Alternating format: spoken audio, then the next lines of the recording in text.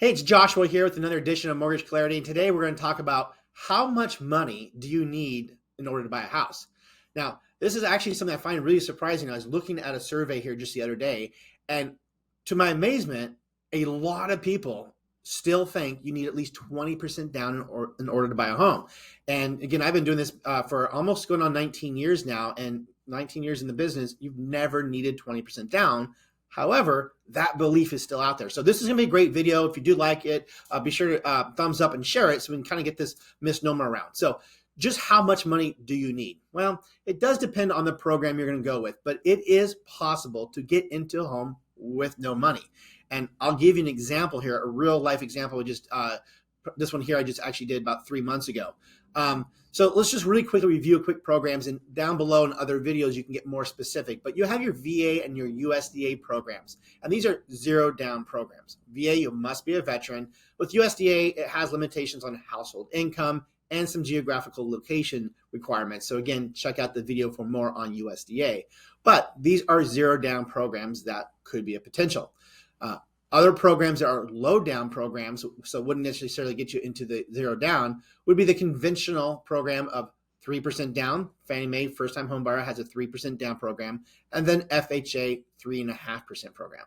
Now, even with those programs that do require a down payment, it is possible to pair those up with a grant that might cover that.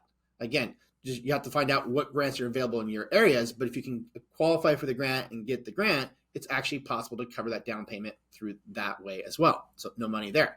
So what about closing costs? Because even though you have a program that has no money down, you do have closing costs that would include things like your lender fees, title, escrow, appraisals. Different states have different fees as well. So there are costs to consider. So how do you get around that?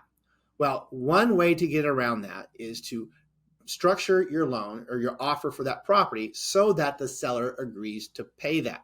Now, each of these programs have different limitations on how much the seller can give, but this is very common in most cases, works out quite nice. And here's the real example that I'll give you. So I had a client, a young couple, they really only had maybe $1,000 in their account, and they wanted to buy a home.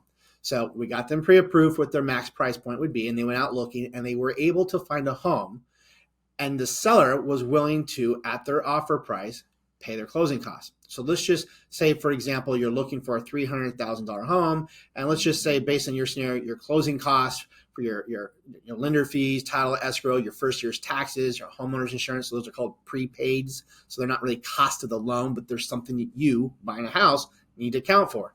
So let's say all that adds up to $10,000 and you're going to offer $300,000. Well, in this case, what they did, they offered $310,000. So they gave the seller an extra 10 and asked the seller to cover $10,000 their closing costs. Now, they were using a USDA loan, so they had no money down. So inflating that price did not change their down payment requirement.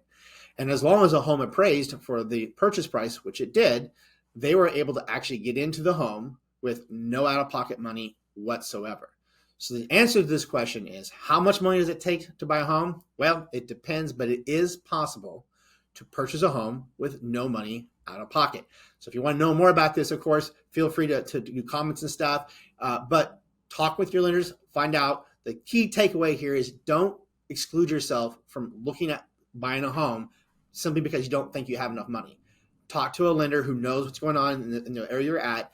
Have them advise you on what the best way might be to get you there and own a home. So, and the benefits, if you watch my other videos, if you haven't seen the advantage of owning versus renting, check out that video because it's huge. It's worth getting into it. And it is possible to get into a home with little to no money down. Till next time, have a great day.